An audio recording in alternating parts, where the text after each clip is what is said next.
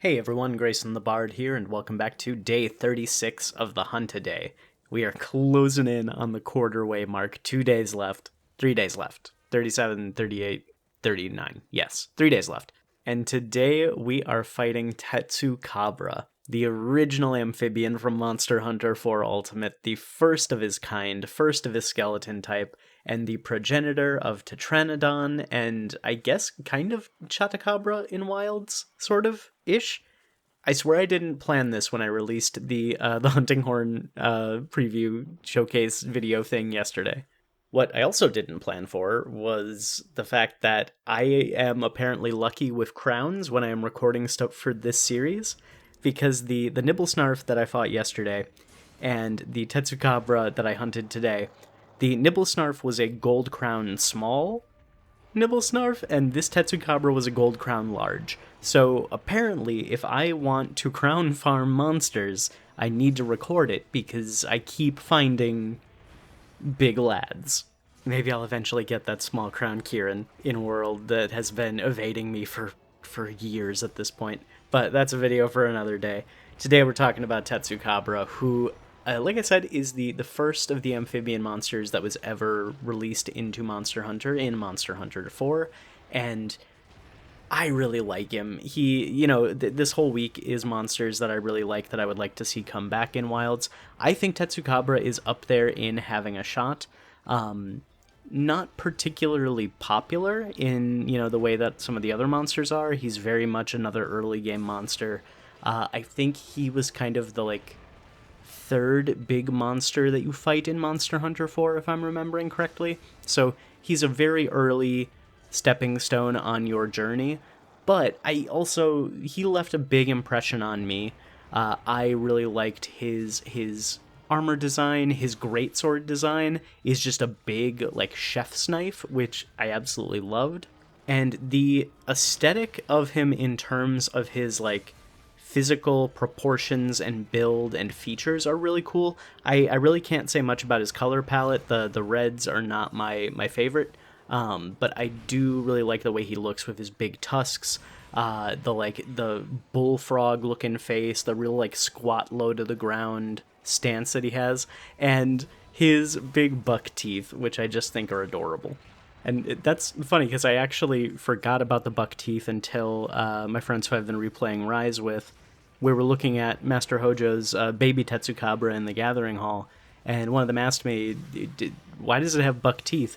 Do the big ones have buck teeth? And I could not remember the answer, so I had to look it up, and turns out, yeah, they do.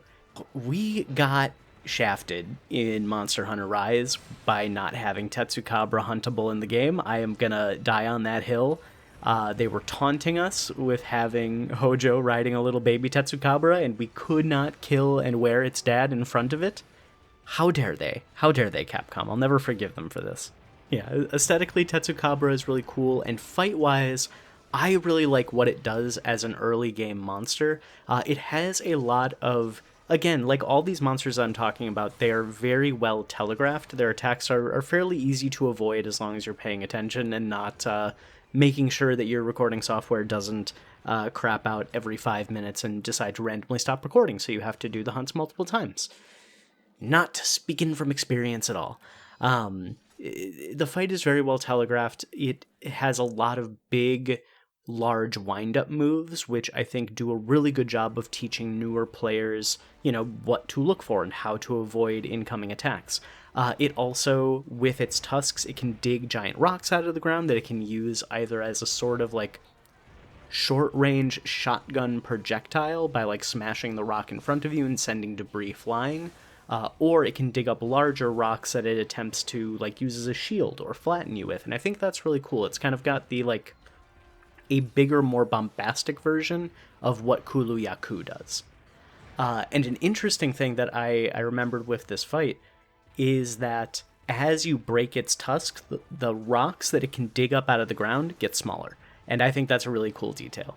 The mechanic I always forget about is that he actually has a defense down, or not a defense down debuff. He has a spit projectile that he does, and if it hits you, it completely drains your stamina. And it's fairly easy to avoid, so it doesn't happen much, but when it does, it sets you up for disaster.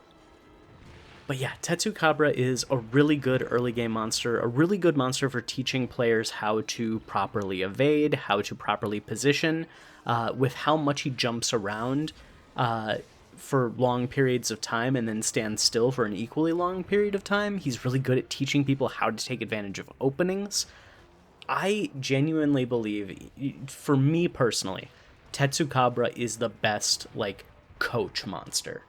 And back when I played 4U regularly, I had two sort of training dummy monsters that I would use to test out armor sets. I would use a low rank Great Jagras or not Great Jagras, Great Jaggy, to see if I could one shot it with my build. And then I would use a G rank Tetsucabra to actually test like how it does in an actual combat situation. So I have fought this thing a lot, and I enjoy it every time, and I really want to see him back.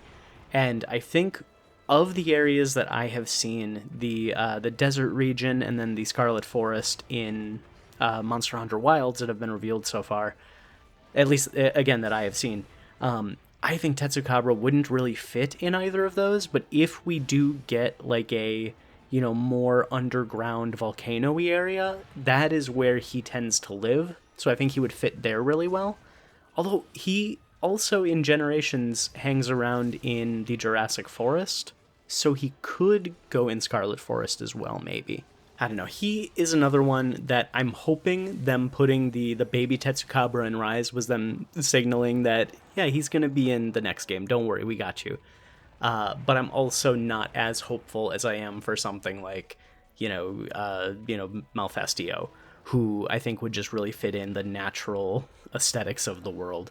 So I'm going to say on a scale of 1 to 10 for returning in Wilds, I'm going to give Tetsucabra like a 6 or 7. With that, like, that sign posting in Rise and how many people vocally wanted him to come back in Rise and were disappointed that he didn't in Sunbreak, I think Capcom's going to listen. So if he does not show up in Wilds, I think it's a 10 out of 10 for him showing up in a future game. But let me know what you think. Take a look at the fight. Let me know what you think of it. If you think this guy looks cool, if you want him to return. Someone mentioned, one of my friends mentioned in the Nibblesnarf video yesterday, like a potential subspecies for Nibblesnarf in the comments, and I would love to talk about like anything you guys would like to see with this.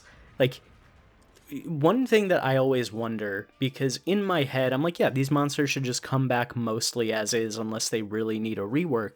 But, I've gotten some feedback on some of those videos, like with Narjarala, like, it looks cool, but you can barely see what's going on in the fight. And then, just me realizing that Nibblesnarf is not particularly fun to fight when I was recording this video, so I'm curious if they do bring Tetsucabra back, based on what you guys have either experienced fighting him or are seeing in this video, what do you think would need to be done to bring him up to modern Monster Hunter standards? Let me know in the comments. I would love to talk about it with you guys. And this is actually where I stopped planning these videos for this week. So, what am I going to hunt tomorrow? Even I don't know yet. So we'll find out together. But thank you all again so much for watching. Stick around to the end of the hunt if you can. Like, comment, and subscribe if you want to. Don't if you don't. And until next time, I'll see you next time.